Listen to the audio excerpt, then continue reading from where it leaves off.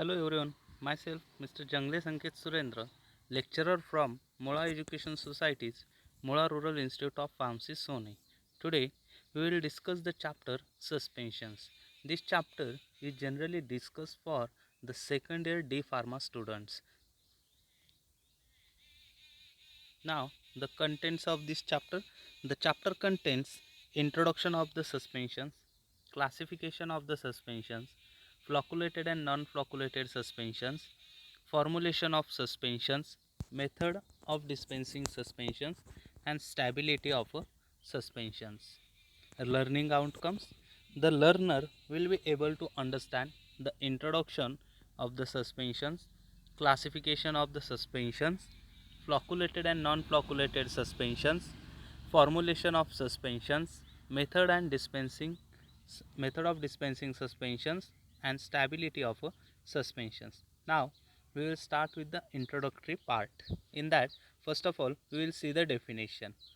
Suspensions are the biphasic liquid dosage form of medicaments, means they are of two phases. A biphase means a phase more than two, in which the finely divided solid particles ranging from 0.5 to 5.0 micron are dispersed in a liquid or a semi-solid vehicle. Means those finely divided solid particles which are ranging from the 0.5 to 5 microns are dispersed into the liquid or semi-solid vehicles.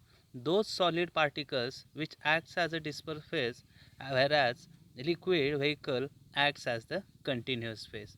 Suspensions are generally taken orally or by parental route. They are also used for the external application.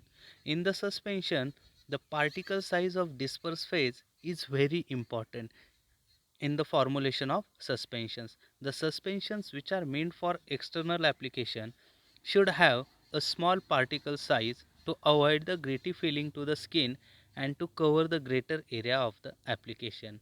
Moreover, it also helps in a penetration of solid medicaments into the skin because its smaller particle size gives a faster rate of dissolution. The suspensions which are meant for parental administration should have a particle size that can pass through the needle. The suspensions which are instilled into the eye should be free from gritty particles to avoid irritation, pain, and discomfort. The particle size of suspended drug particles should not go beyond 10 microns. Qualities of good suspension. It should be settle slowly and should be readily redispersed on gentle shaking of the container. The suspension pour readily and evenly from its container. It should be a chemically inert. The suspended particles should not form a cake.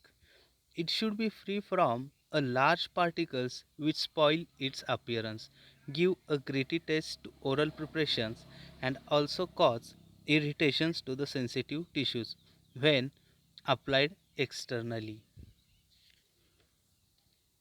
Now, classification of suspensions. Suspensions are classified into four main classes according to its pharmaceutical use. These are: first one is the oral suspension, second one is the parental suspension, third one is the ophthalmic suspension, and fourth one is the suspensions for external use. Now we will see the first one, oral suspensions. Now what do you mean by oral suspensions?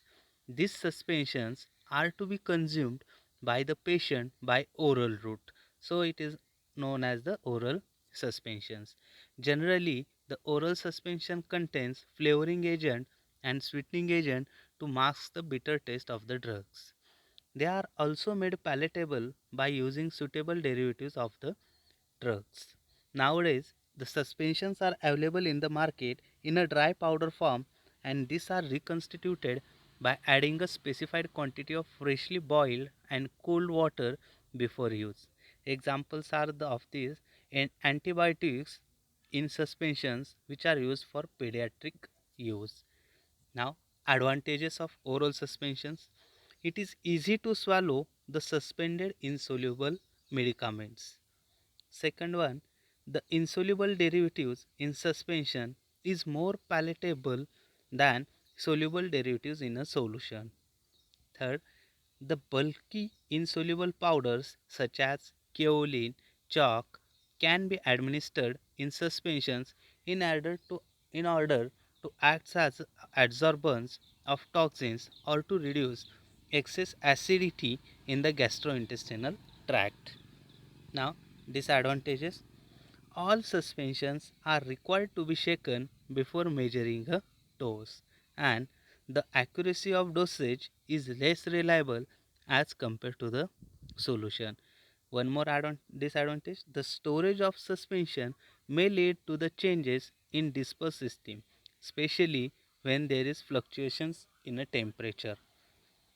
Second one, a parental suspensions. The suspensions which are administered by parental route are called as the parental suspensions.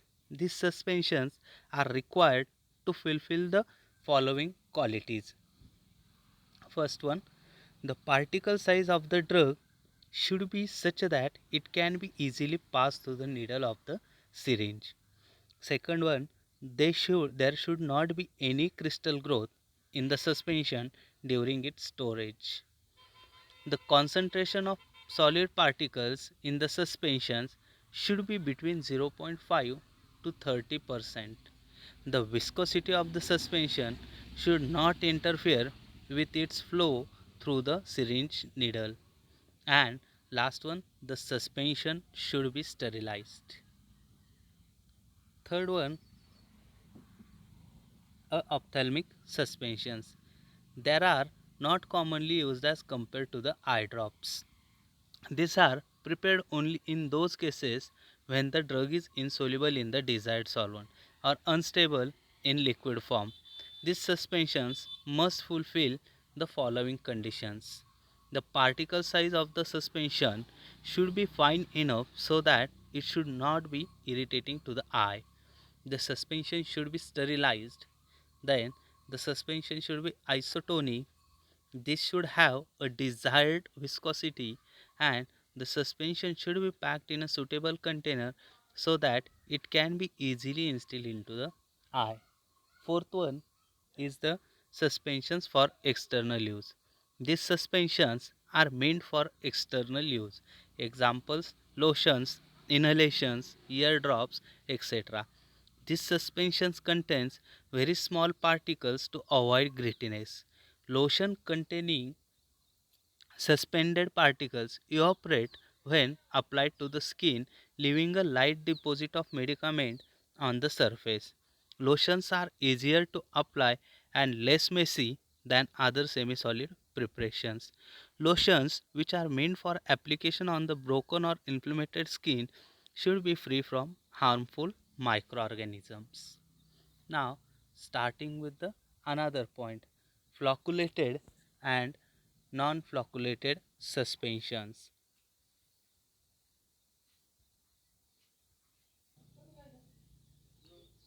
Flocculated and non-flocculated suspensions. The suspensions are said to be flocculated when the individual particles are in contact with each other and forms a network-like structure. Whereas in case of non-flocculated suspensions, the individual particles exist as a separate entity. The following are the differences between flocculated and non-flocculated suspensions.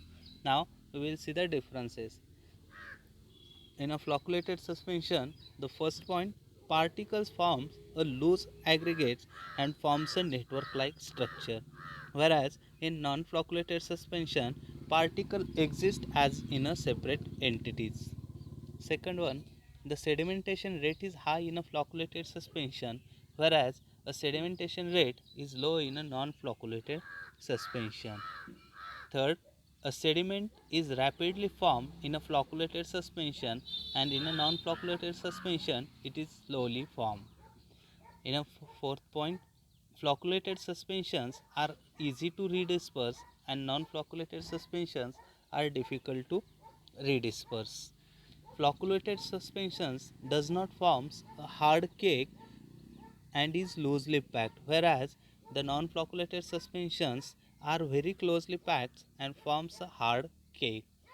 Supernatant liquid is clear in a flocculated suspension and supernatant liquid is not clear in non-flocculated suspension.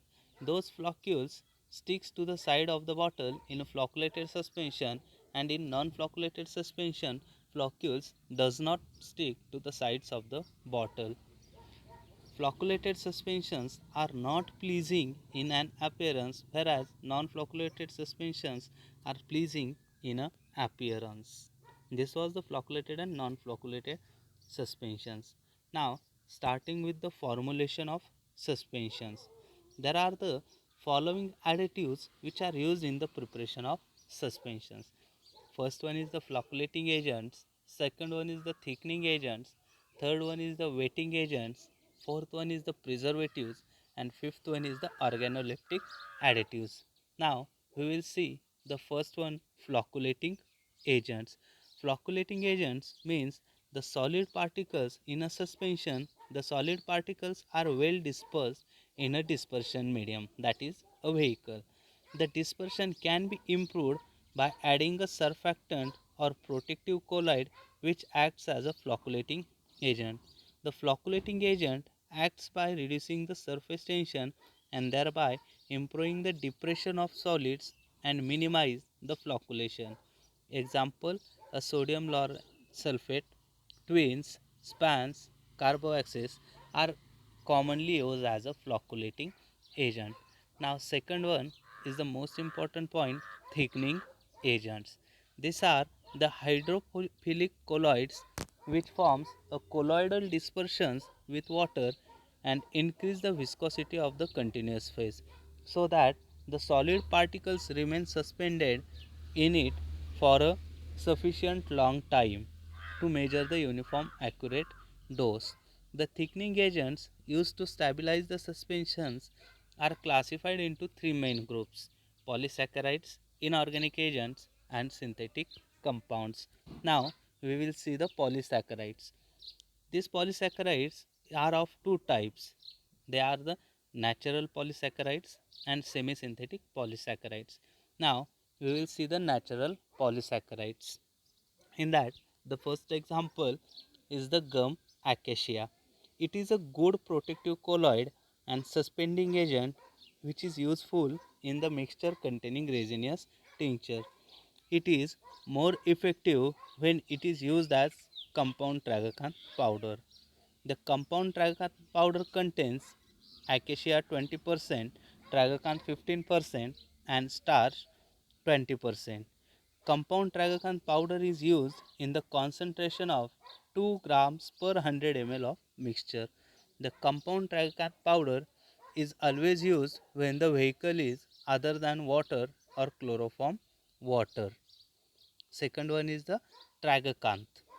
It is a better thickening agent than acacia. It is used as a compound tragacanth powder or tragacanth mucilage to suspend heavy indivisible substances.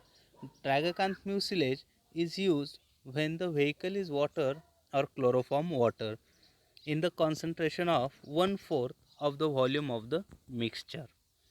Third one is the starch. Starch is sometimes used when other suspending agent because of the high viscosity of its mucilage. It is an ingredient of compound tragacanth powder. Fourth one is the sodium alginate.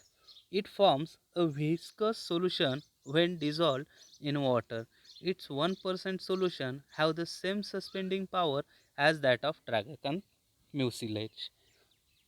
Now second point or second part of the polysaccharide is the semi-synthetic polysaccharides.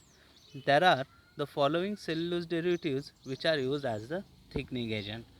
First one is the methyl cellulose. It is generally used in the concentration of 0.5 to 2% as a thickening agent, both in external and internal preparations. Second one is the sodium carboxymethyl cellulose. It is used in the concentration of 0.25 to 1% for suspending powders in preparation meant for oral, external, and parenteral use.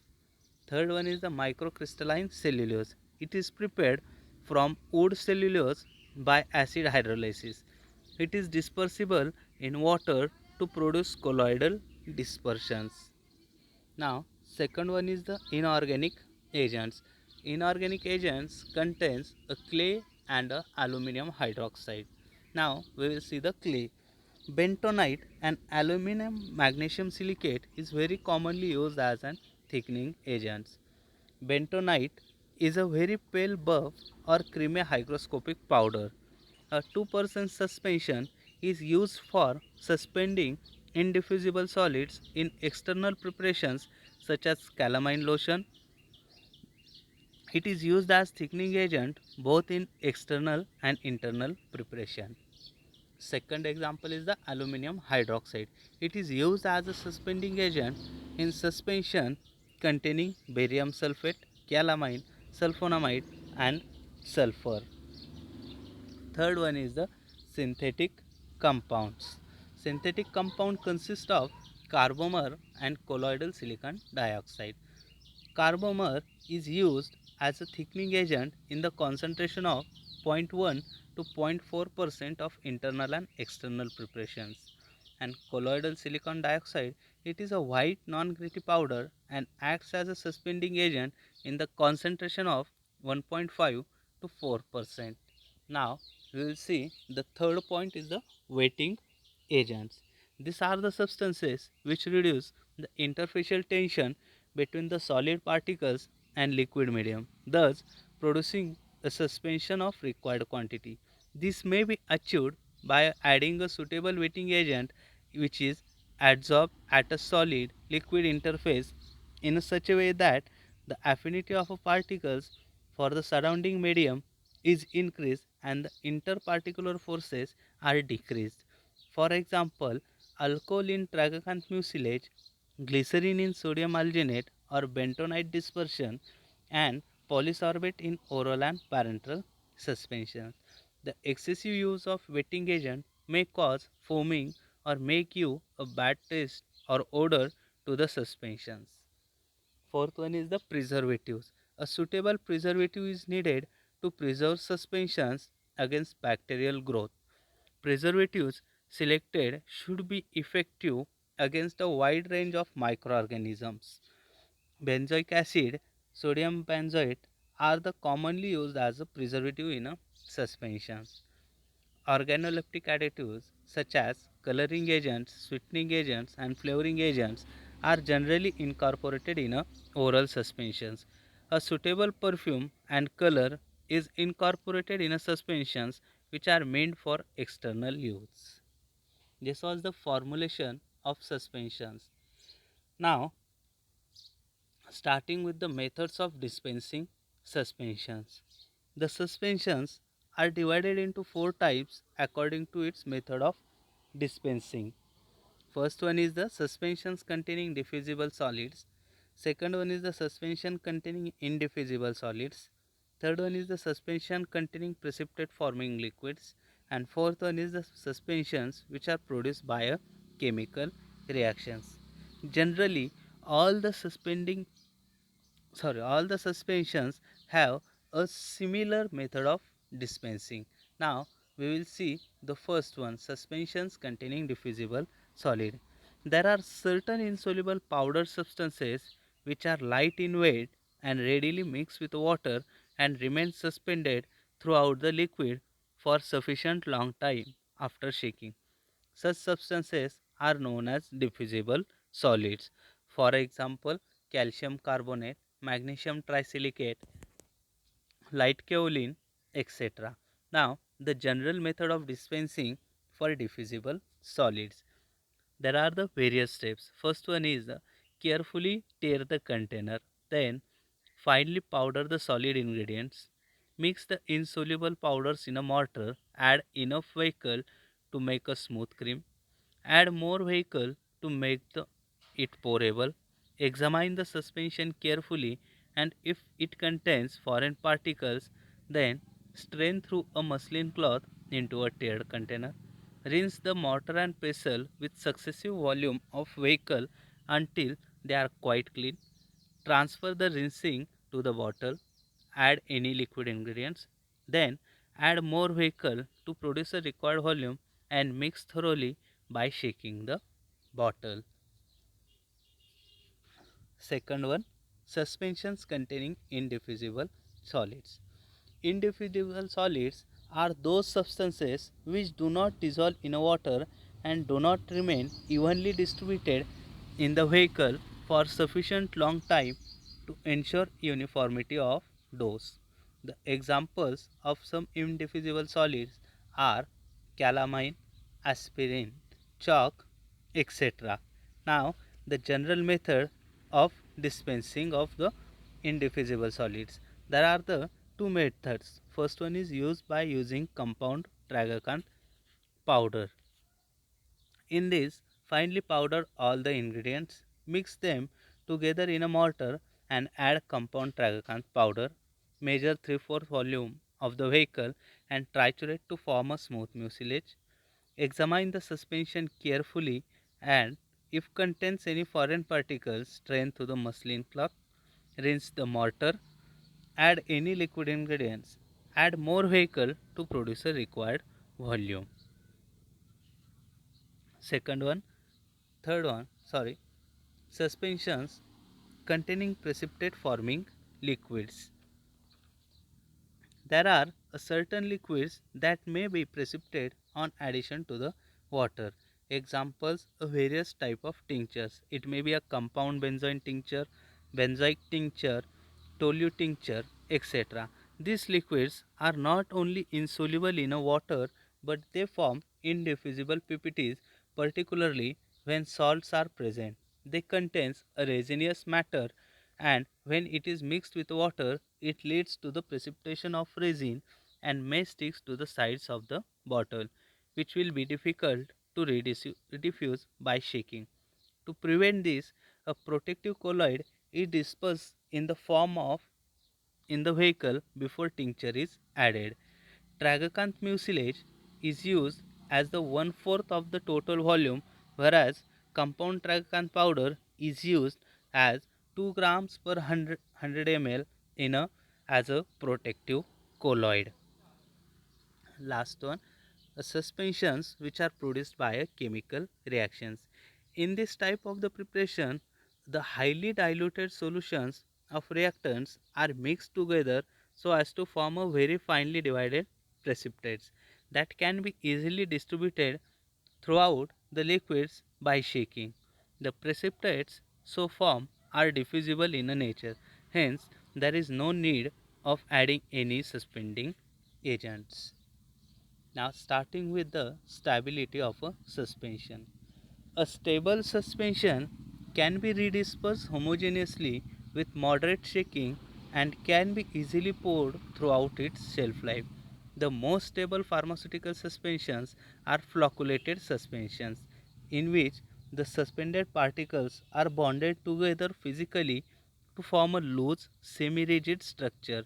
The suspended particles are said to uphold each other while exerting no significant force on the liquid.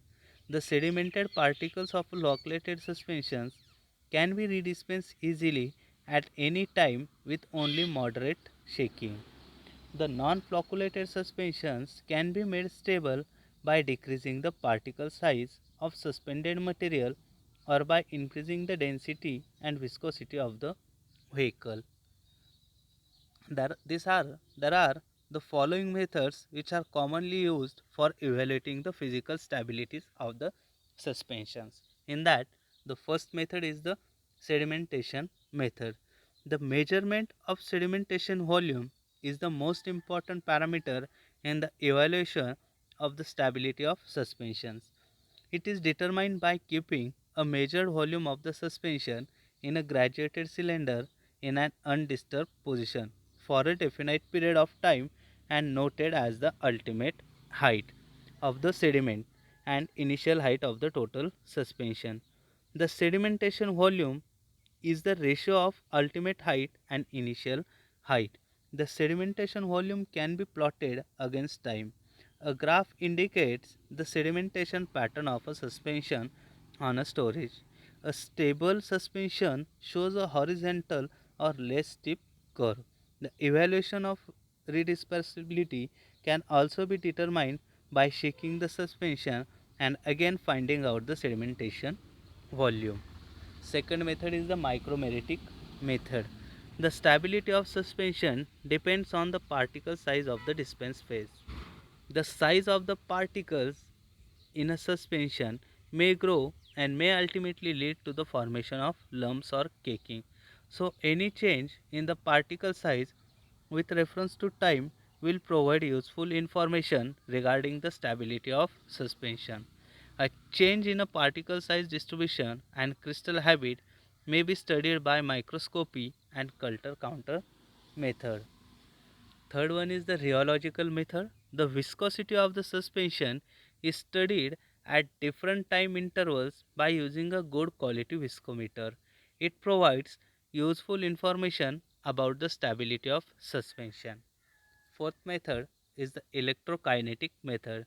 The determination of surface electric charge or zeta potential of suspension is helpful to find out the stability of suspension. Certain zeta potential produces more stable suspension because of controlled flocculation. Zeta potential can be calculated from the migration velocities of the particles measured by an electrophoretic method. This was this chapter suspension. Here we are ending with the chapter. Thank you very much.